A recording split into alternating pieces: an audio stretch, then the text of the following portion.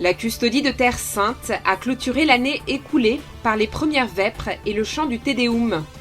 Le 1er janvier, dans la concathédrale du patriarcat latin de Jérusalem, le cardinal Pizzaballa a présidé l'Eucharistie en l'honneur de Marie, celle qui a porté dans son sein le Fils du Dieu éternel. Après 2 ans d'interruption à cause de la guerre, l'académie Children Without Borders a relancé sa marche annuelle Enfants sans frontières pour l'unité et la paix. Les 5 et 6 janvier, Bethléem a célébré l'épiphanie du Seigneur, fête où le Dieu enfant se manifeste à tous les peuples de la terre. Sur la place de l'église de la Nativité, troupes scouts et autorités religieuses ont animé les célébrations de Noël selon le calendrier oriental, avec la participation des principaux représentants des églises chrétiennes.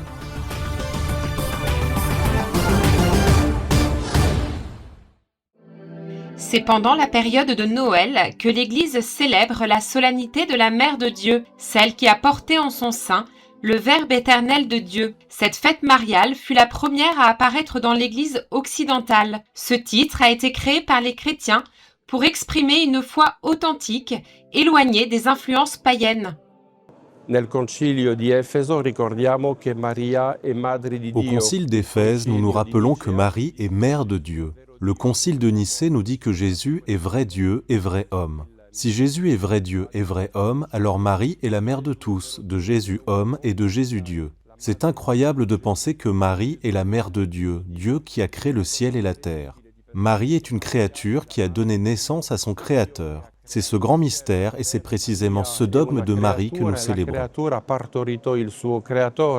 Grande il mistero ed è proprio quello dogma mariano che noi celebriamo. Dans l'église de Saint-Sauveur, les frères franciscains ont récité les premières vêpres de la solennité, présidées par le frère Francesco Yelpo, custode de Terre Sainte. Ils ont chanté le Te Deum devant le Saint-Sacrement. Une solennité qui apporte d'abondantes grâces, comme l'indulgence plénière que les fidèles peuvent recevoir en suivant les indications de l'Église.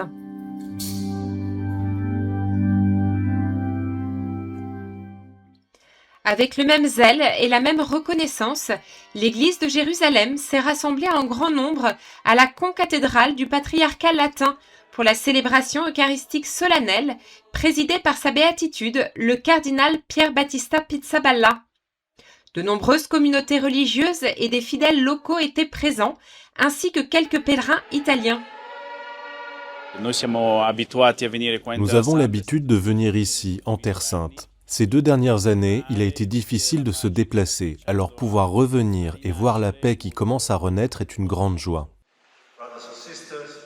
Dans son homélie, le patriarche a affirmé que la solennité de la Mère de Dieu et la Journée mondiale de la paix sont 2 réalités extrêmement liées, puisque c'est Marie qui apporte au monde celui qui est notre paix. La parole de Dieu, a-t-il poursuivi, offre un antidote prophétique contre la violence subtile et omniprésente dans la société, car avec Marie, nous apprenons à être gardiens de la paix et médiateurs de la lumière de Dieu dans le monde. Jérusalem est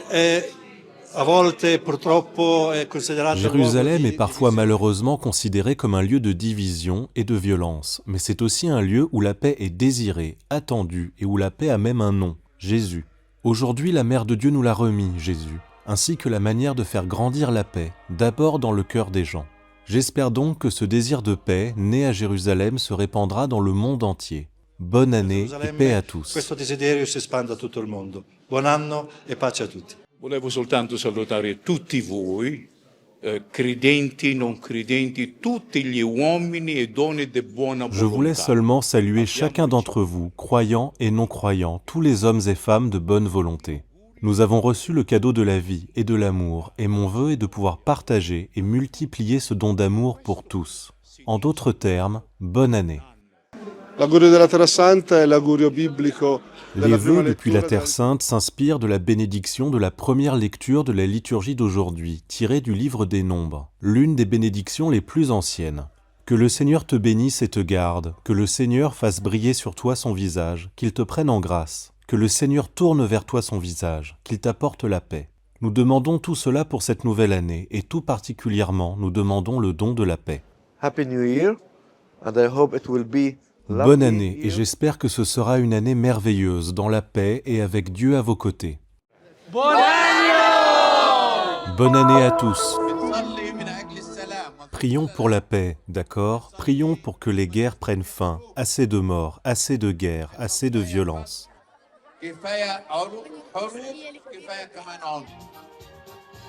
Après 2 années d'interruption dues à la guerre, l'Académie Children Without Borders a organisé sa marche annuelle intitulée « Enfants sans frontières pour l'unité et la paix ». Le cortège, conduit par le frère Ibrahim Faltas, est parti de la place de l'Action catholique, a traversé la rue de l'Étoile dans la vieille ville de Bethléem, avant d'atteindre la place de l'église de la Nativité, rassemblant des centaines d'enfants ainsi que des représentants d'institutions nationales officielles.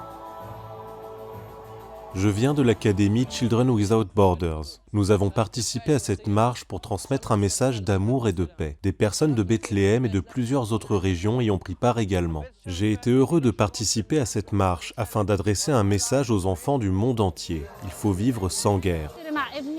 J'ai aimé participer à cette marche avec mon fils pour la fraternité et pour la paix, afin de faire parvenir notre voix au monde entier. Bonne année à tous! Nous proposons cette marche annuelle des enfants de Palestine à tout le monde pour que la paix règne ici, dans le pays de la paix. Cette marche se déroule dans le contexte des fêtes et du retour progressif à la vie normale à Bethléem, après des années marquées par la guerre. Elle véhicule un message fort des enfants à la communauté internationale. La paix et l'unité restent essentielles, malgré des conditions humanitaires difficiles. C'est également un geste de solidarité envers les enfants de Gaza qui continuent de subir les conséquences du conflit.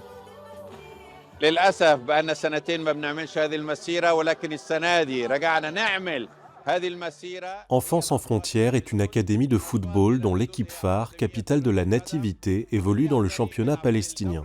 L'académie est implantée à Gaza, Jérusalem, Jéricho, Taïbé, Beth-Jala, Beth-Saour et Bethléem et rassemble plus d'1 millier de jeunes qui jouent au football. Ce sont les jeunes de l'avenir, ce sont eux qui construiront l'avenir de la Palestine.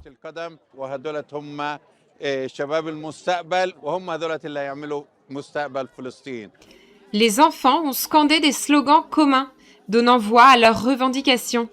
L'urgence d'une paix juste et le droit pour chaque enfant de grandir à l'abri de la violence qui lui vole son enfance.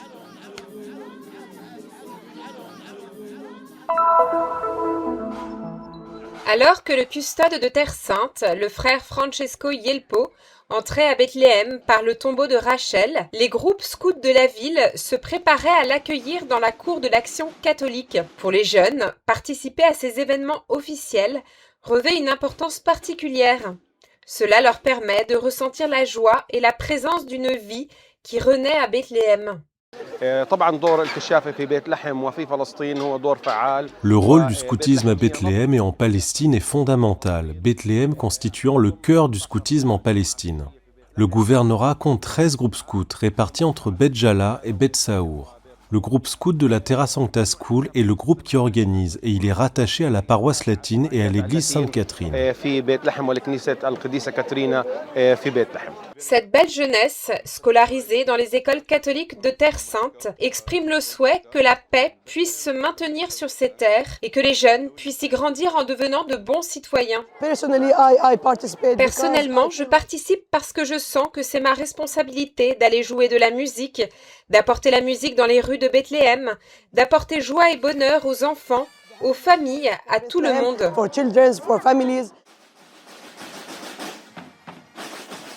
À l'arrivée du custode, le cortège a parcouru la rue de l'Étoile jusqu'à la place de la Mangeoire, où ont eu lieu des salutations et des réceptions avec les autorités locales et les responsables des églises gardiennes de la basilique de la Nativité. Dans l'église Sainte-Catherine, le frère Raphaël Tayen, curé de la paroisse latine de Bethléem, a souhaité la bienvenue au custode, qui a répondu par un message de salut adressé à toutes les personnes présentes. Les premières vêpres solennelles et l'office des lectures ont eu lieu dans l'après-midi, suivis de 2 processions et de l'encensement dans la grotte de la Nativité, en présence de fidèles locaux et de pèlerins. A minha paróquia e catedral chama-se Nossa Senhora de Belém. Ma paroisse, la cathédrale, s'appelle Notre-Dame de Bethléem et nous avons une très forte dévotion pour ce nom et pour tout ce qui se passe durant cette fête. Je suis très émue, j'ai déjà pleuré, parce que tout parle de Jésus, de son incarnation et nous montre son chemin. Tout comme il l'a montré au roi mage, il me le montre aussi, ainsi qu'à tant de personnes. Il est le seul chemin, la vérité et la vie. Que ele é o único caminho, a verdade e a vida. Le matin du 6 janvier, fidèles locaux et communautés religieuses ont rempli l'église Sainte-Catherine pour la concélébration eucharistique solennelle présidée par le custode de Terre Sainte. Parmi les concélébrants se trouvait l'évêque de Chypre, son Excellence Monseigneur Bruno Variano, arrivé avec 48 prêtres du collège pontifical Pie brésilien de Rome pour un pèlerinage en Terre Sainte. Plusieurs autorités diplomatiques étrangères assistaient également à la célébration. Au début de l'homélie, l'émotion du frère Francesco Yelpo était palpable, en voyant sur les visages des participants l'accomplissement de la prophétie. De tous les pays, ils viendront adorer le grand roi de la terre. Épiphanie signifie littéralement manifestation. C'est la manifestation de Dieu dans la fragilité d'un enfant. C'est la manifestation de Dieu dans toute sa puissance, ici, à Bethléem. Et aujourd'hui, à l'occasion de l'Épiphanie, le monde entier vient l'adorer, car les mages sont le symbole de l'universalité de ce salut que le Seigneur Jésus est venu apporter. Pour clore les célébrations de l'Épiphanie, les secondes vêpres ont eu lieu dans l'après-midi, suivies de la procession des 3 rois mages.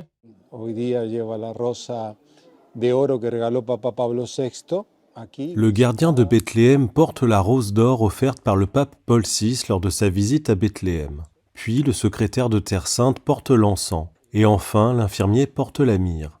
L'or et l'encens parce que le Christ est le Seigneur et le Fils de Dieu. La myrrhe parce qu'il mourra sur la croix.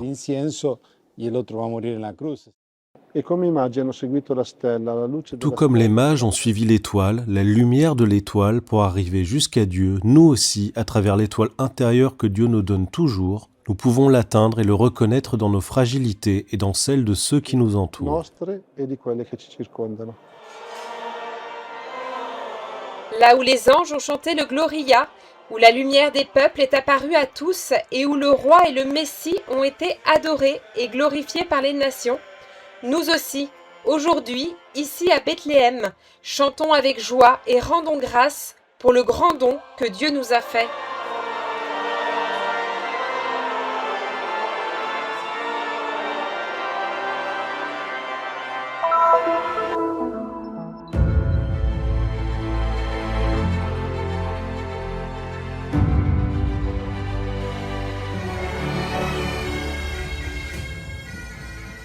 Au son des airs, interprétés par 14 groupes scouts, les célébrations de Noël des églises suivant le calendrier oriental ont débuté le 6 janvier sur la place de la basilique de la Nativité à Bethléem, avec l'entrée solennelle de son Excellence Antimos Jack Yacoub, délégué patriarcal des Syriaques orthodoxes.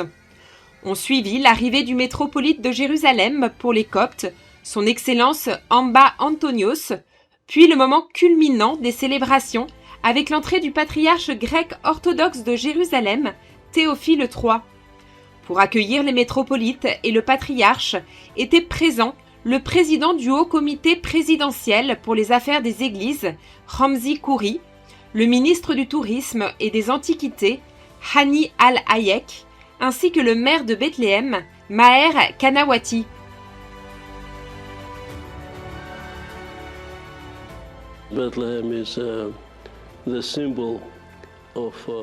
Bethléem est le symbole de la justice, de la lumière et de la paix, car c'est le lieu où le ciel a rencontré la terre et où la terre a rencontré le ciel.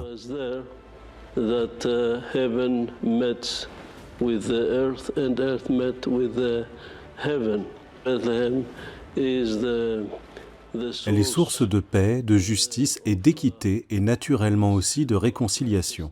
Notre Terre Sainte a beaucoup souffert à cause de la guerre, en particulier à cause de ce qui s'est passé à Gaza et des événements récents dans les territoires.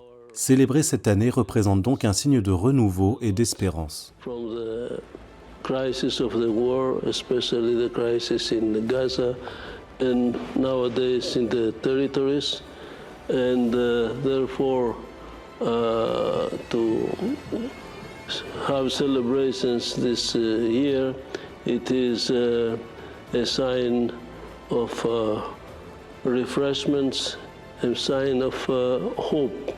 عظيم هو سر التقوى الله ظهر بالجسد الله لم يبقى ذاك المتعالي لكن أتى إلى واقع. Grand est le mystère de la piété. Dieu s'est manifesté dans la chair. Dieu n'est pas resté cet être transcendant et lointain, mais il est entré dans notre réalité. La paix de Noël n'est pas une paix sans difficulté, mais une paix malgré les difficultés. Ce n'est pas une paix parce que, mais une paix malgré. C'est pourquoi, dans cette belle ville qui, bien qu'elle ne soit qu'une petite parcelle de terre du point de vue géographique, est plus grande que toutes les cartes du monde, une magnifique espérance est annoncée, avec la naissance du prince de la paix et roi de la paix. السنة دي أول عيد نحس فيها الناس فرحانة من قلبها نتيجة وصول الاتفاقية للسلام. Cette année est le premier Noël où nous percevons la joie sincère des personnes grâce au cessez-le-feu. Nous espérons que cet accord pourra durer, que le monde entier pourra se réjouir et que la période de paix se poursuivra, car les gens sont fatigués. Nous vivons parmi les personnes et nous ressentons leur douleur. Assez de guerre. Je demande à Dieu d'accorder aux responsables la sagesse nécessaire pour affronter les questions sans recourir à la violence, mais par le dialogue, la discussion et la confrontation, sans armes, afin que le monde se tourne vers la vie et la construction et non vers la destruction, vers le développement et non vers la ruine, vers la santé et non vers la mort, vers les guérisons et non vers les blessures et les souffrances.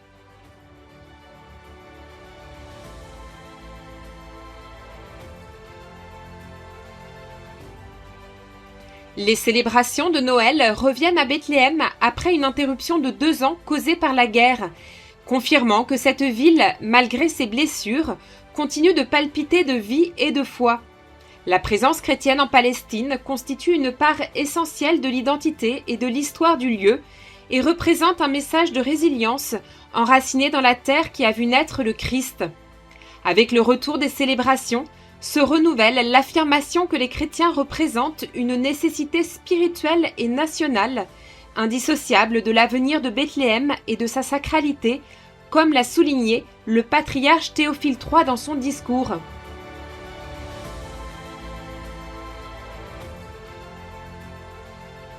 Holy Land without Christian presence would not be called a Holy Land.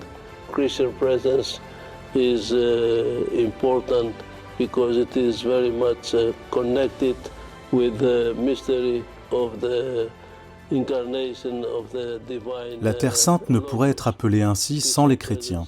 La présence chrétienne est fondamentale car elle est étroitement liée au mystère de l'incarnation du Logos divin. Elle est importante non seulement du point de vue religieux, mais aussi sur les plans culturels, diplomatiques et politiques. C'est pourquoi nous encourageons toujours nos fidèles à rester fermes dans la foi et à être fidèles à leurs églises respectives. Saint Paul dit « Si la résurrection de notre Seigneur Jésus-Christ n'avait pas eu lieu, notre foi serait vaine. Nous devons donc toujours nous souvenir que notre cité permanente n'est pas ici, sur la terre.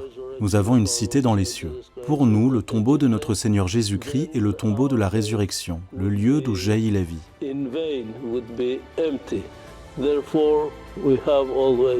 To bear in mind that our city is not in here.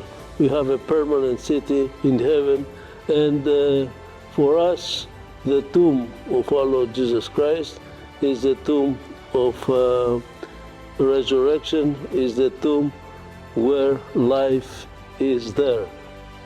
La résurrection confirme la nativité, car toutes deux témoignent de la nature divine du Christ et de son projet de rédemption.